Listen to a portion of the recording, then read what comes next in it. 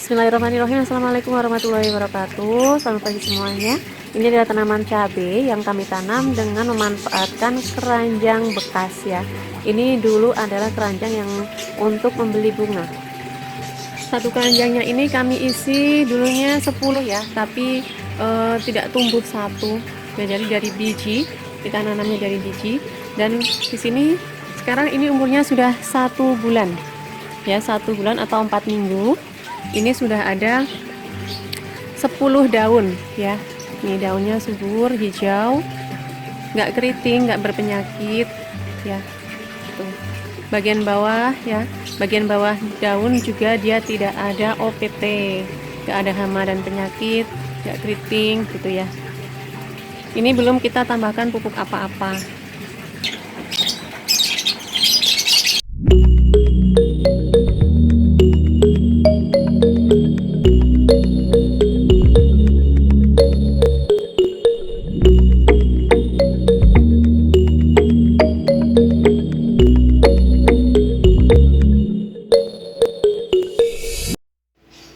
Nah, jadi ini kami memanfaatkan cabai ya, cabai yang masih ada di tanaman. Tanaman ini tanamannya sudah tua dan juga sudah hampir mati, tapi ini masih ada beberapa buah cabainya. Jadi kita manfaatkan satu.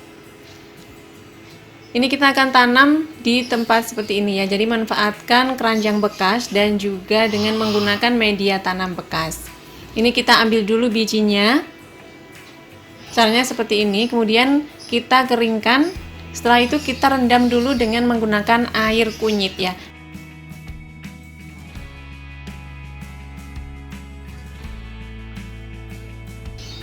Bisa menggunakan kunyit yang diparut, kemudian diambil airnya, diperas, ataupun juga bisa menggunakan serbuk kunyit seperti ini.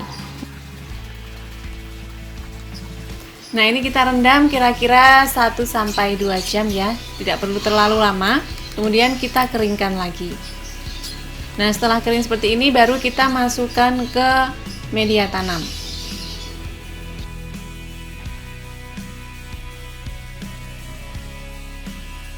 Media yang kami gunakan bagian bawah menggunakan arang sekam, kemudian atasnya ini ada tanah yang sudah bercampur dengan pupuk kandang, dan atasnya lagi ini adalah campuran ya. Jadi campuran tanah, arang sekam, pupuk kandang dan juga kompos.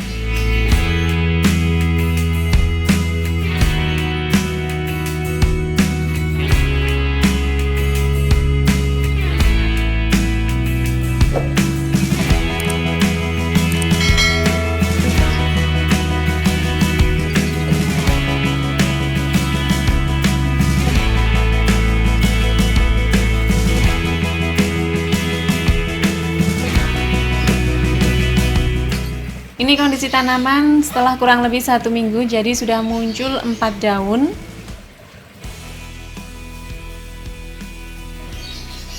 Jadi setiap 2 hari sekali kami siram dengan menggunakan air kolam lele. Ya, kami belum menambahkan pupuk susulan apapun.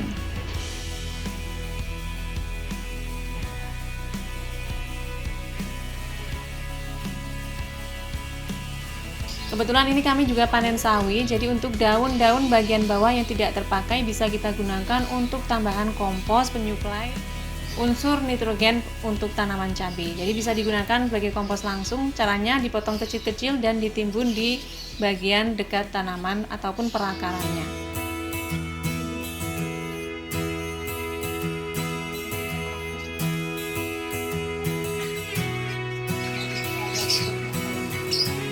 Nah, ini kondisi tanaman setelah kurang lebih 4 minggu. Tanamannya sudah subur, daunnya sudah banyak, kurang lebih ini 12 daun.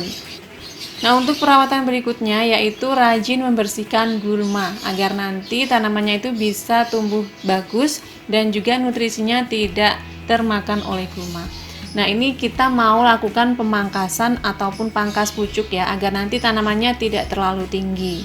Untuk pangkas pucuknya itu kita mengambil 2-4 daun bagian teratas ya, bagian pucuknya. Untuk pangkas pucuknya itu bagusnya saat tanaman berusia 1 bulan.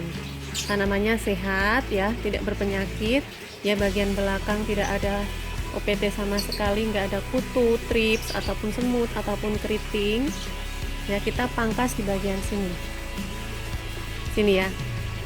Untuk pangkasnya itu 4 atau 5 daun. Nah di sini ya, jadi ini ada 1, 2, 3. Jadi saat pangkasnya itu dia bukan karena keriting, memang sengaja kita mau buat pendek. Setelah kita lakukan pangkas pucuk, kita perlu menggemburkan media tanam. Karena sudah 1 bulan, jadi kondisi medianya sudah cukup memadat. Meski medianya itu media gembur, tapi sesekali kita perlu menggemburkan media tanamnya lagi ya, dengan didangir seperti ini agar tanaman akarnya itu bisa bernafas lebih bagus dan perakarannya juga bisa lebih bagus. Kemudian atasnya ini kita bisa tambahkan pupuk kandang dan juga arang sekam. Pupuk kandang ini bisa menambahkan nutrisi untuk tanaman sebagai kompos jangka panjang, dan untuk arang sekamnya ini bisa membantu batang tanamannya itu menjadi lebih kokoh karena kandungan silikanya itu bagus untuk membuat tanaman menjadi lebih tegak, lebih kokoh. Untuk pupuk susulannya, ini kami menggunakan pupuk buatan sendiri dari Safa Natures. Jadi ini ada beberapa jenis pupuk yang ada di Taman Inspirasi Safa. Kami menggunakan pupuk Fruitops ya setiap 1 minggu sekali untuk perawatan rutinnya. Penggunaannya 1 tutup botol untuk 1 liternya. Jadi ini pengaplikasinya setiap 1 minggu sekali, bisa dikocor ataupun juga bisa disemprot. Kalau disemprot itu dosisnya setengah dosis dikocor.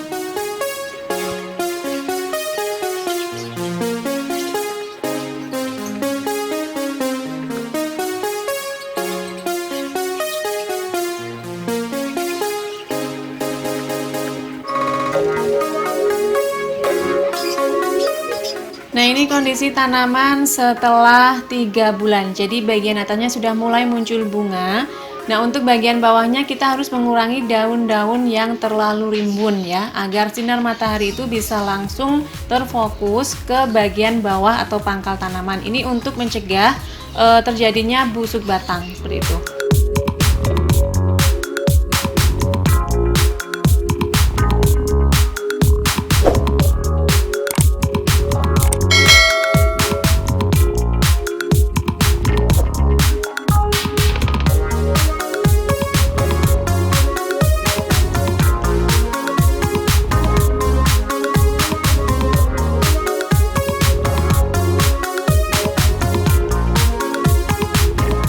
Nah ini kondisi tanaman saat terguyur abu vulkanik Gunung Merapi yang kebetulan lagi erupsi ya.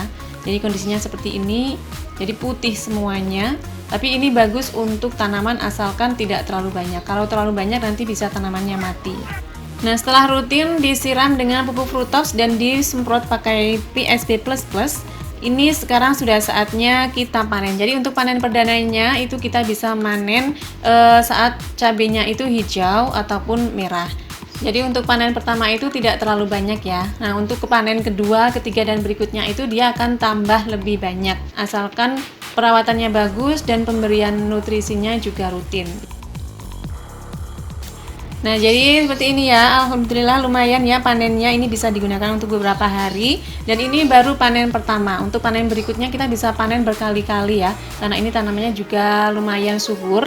Jadi dari 1 buah cabai dari tanaman yang sudah hampir mati, kita bisa meregenerasi lagi tanaman cabai ini menjadi tanaman yang lebih sehat, asalkan kita bisa merawatnya dengan bagus ya. Jadi seperti itu, penggunaan kunyit itu bisa membantu untuk mencegah layu batang, kemudian keriting daun, dan juga bisa menyehatkan tanaman. Selamat mencoba, jangan lupa selalu iringi aktivitas kita dengan berdoa kepada Tuhan Yang Maha Esa agar apa yang kita lakukan bisa mendapatkan hasil yang maksimal dan juga lebih berkah. Terima kasih, wassalamualaikum warahmatullahi wabarakatuh.